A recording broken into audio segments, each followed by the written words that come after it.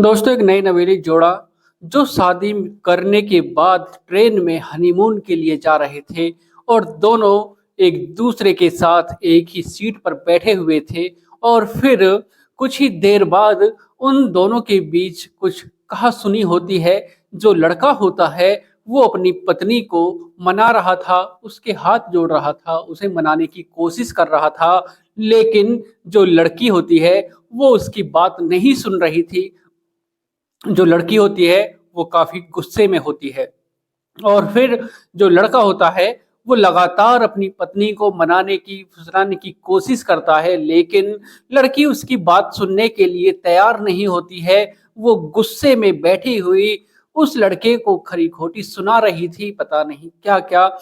जब जब उन दोनों के बीच यह सब कुछ हो रहा था और फिर एक लड़का उस दृश्य को अपने मोबाइल में कैद कर लेता है और फिर दोस्तों उसके बाद कुछ ही घंटों के बाद उन दोनों की मृत्यु हो जाती है, मौत हो जाती है। और जब पुलिस खुलासा करती है, जांच पड़ताल चलती है, तो जब खुलासा होता है तो सबके पैरों के तले से जमीन खिसक जाती है। सब सोचने और समझने के लिए मजबूर हो जाते हैं कि आखिर कोई ऐसा कैसे कर सकता है। तो दोस्तों, जानते हैं पूरी घटना को इस वीडियो के माध्यम से। अगर आप चैनल पर पहली बार हैं, चैनल को सब्सक्राइब करें, वीडियो को लाइक करें, शेयर करें और कमेंट करें। बेल आइकन जरूर दबाएं, जिससे कि मेरे आने वाली हर एक वीडियो आप तक पहुंच सके और आप इसी प्रकार हर दिन हर रोज एक नई कहानी सुन सकें, नई स्टोरी सुन सकें। तो दोस्तों, चलते हैं, जानते हैं शुरू से आखिर तक पूरी घटना को हर बार की तरह। नमस्कार दोस्तों, मैं अनुज आज आपके लिए जो कहानी ये स्टोरी लेकर आया हूँ ये है आंध्र प्रदेश के पर्वतीयपुरम इलाके की। दोस्तों, वहाँ का रहने वाला चिलम सिमचालम जो एक कंपनी में जॉब करता है और कड़ी मेहनत करता है और जो भी पैसा रुपया कमाता है वो अपने परिवार वालों को देता है। और दोस्तों, उसके बाद समय बीतने लगता है, परिवार वाले कहते हैं कि बेटा अब तुम अपनी शादी कर लो।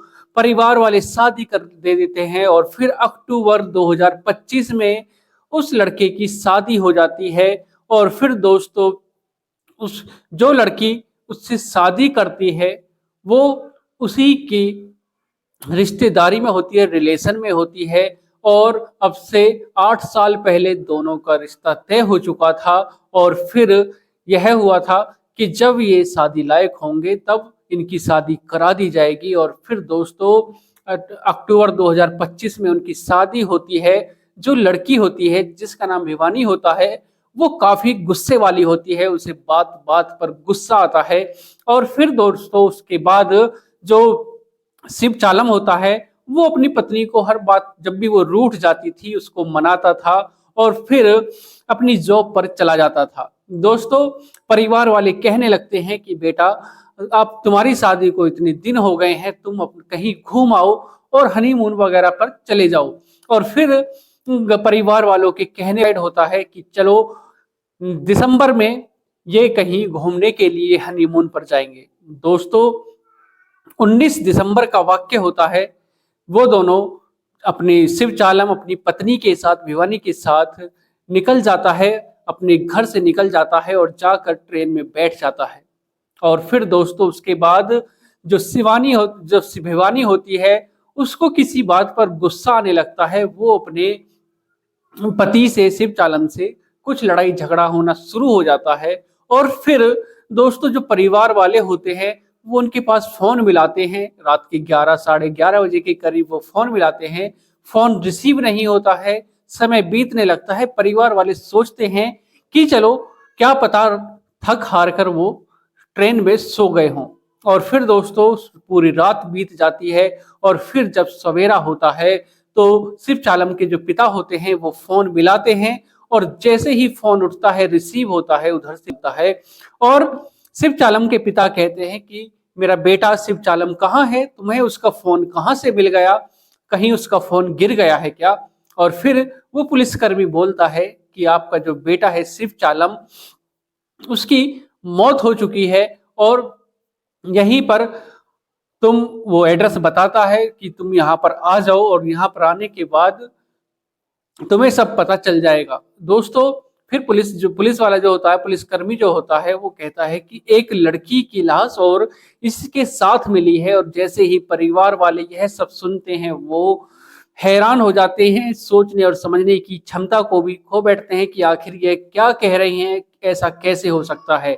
दोस्तों परिवार वाले वहां पर पहुंच जाते हैं और देखते हैं तो शिव चालम और उसकी पत्नी की मौत हो चुकी थी।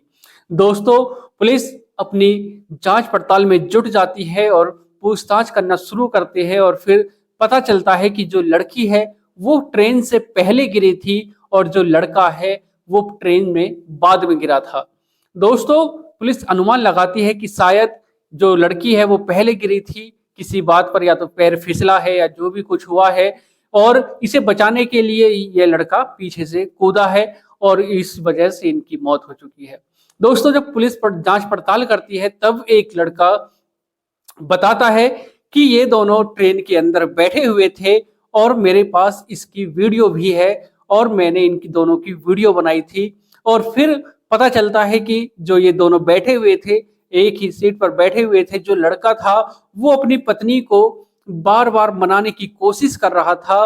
और जैसे ही वो लड़का उन दोनों को देखता है और सोचने लगता है कि लड़का कितना अच्छा है जो अपनी पत्नी को इतने प्यार से मना रहा है, उसको समझा रहा है, और लेकिन जो लड़की है वो उसको भाव ही नहीं दे रही है, उसकी बात सुनने के लिए तैयार ही नहीं है। और जब वो उन दोनों के प्यार, इस तरह के प्यार को देखता है कि कितने दोनों के अंदर प्यार है, लड़का अपनी पत्नी से कितना प्यार करता है, और वो उन पलों को अपने मोबाइल में वीडियो में कैद कर लेता है। और जब पुलिस को बताता है कि साहब ये दोनों एक सीट पर बैठे हुए थे और लड़का जो था ये अपनी पत्नी को बार बार मनाने की कोशिश कर रहा था और वो लड़की शायद गुस्सा थी और इसीलिए मैंने यह वीडियो बना लिया।